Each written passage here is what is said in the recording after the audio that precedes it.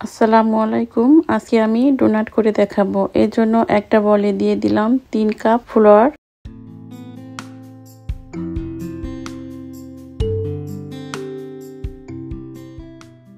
আর দিয়ে দিব স্বাদ অনুযায়ী লবণ। এখন এই দুটো উপকরণ আমি ভালোভাবে মিশিয়ে নিব।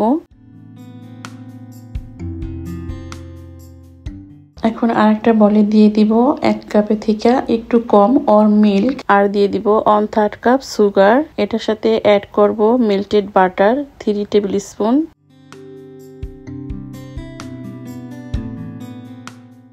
এখন এর সাথে অ্যাড করব ইস্ট 1 টেবিল চামচ পরিমাণ, আর দিয়ে দিব একটা ডিম।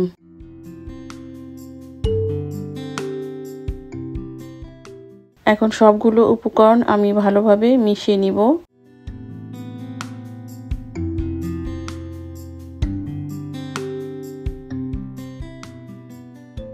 ভালোভাবে মিশিয়ে নেওয়া হয়ে গেলে এখন আমি এই লিকুইডটা দিয়ে একটা ডো বানিয়ে নিব।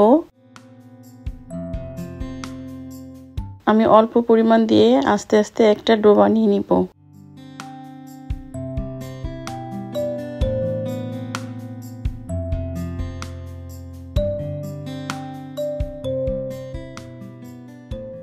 আমার ডো বানানো হয়ে গেছে।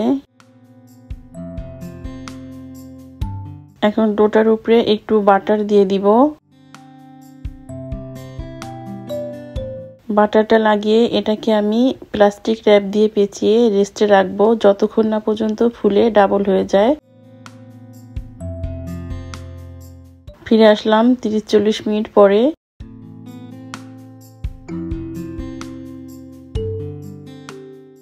এখন এই ডোটা আমি একটু মদে নিব।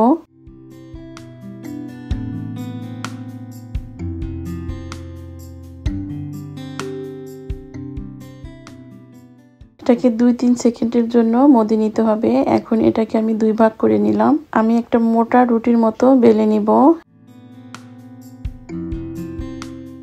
এখন আমি ডোনাটের শেপ দিচ্ছি।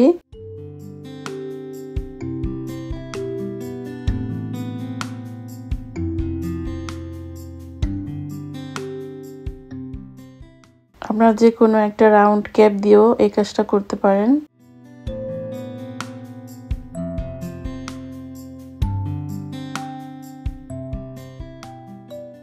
ফিরে আসবো সবগুলো বানানোর পরে। আমার সবগুলো বানানো হয়ে গেছে। এখন এগুলোকে আমি রেস্টে রাখবো 15 থেকে 20 মিনিট।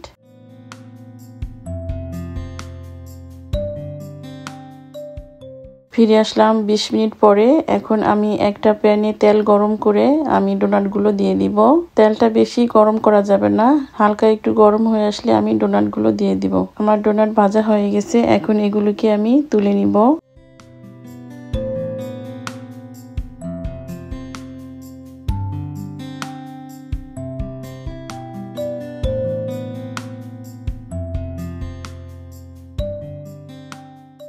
এই ডোনাটগুলোকে আরো আকর্ষণীয় করার জন্য আমি এখানে চকলেট নিয়েছি। এই চকলেটটাকে আমি মাইক্রোওয়েভে গলিয়ে নিয়েছি। সাথে আরো নিয়েছি স্প্রিংকলস। আমি কয়েকটি করে দেখাচ্ছি।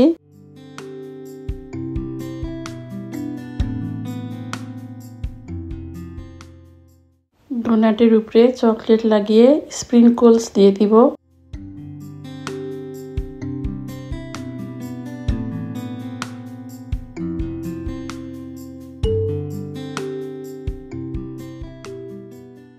ফিরে আসবো সবগুলো বানানোর পরে। আমার সবগুলো বানানো হয়ে গেছে। দেখুন কতটা ইয়ামি লাগছে। আজকে এ পর্যন্তই। ফিরে আসবো আবার নতুন কোনো রেসিপি নিয়ে ইনশাল্লাহ।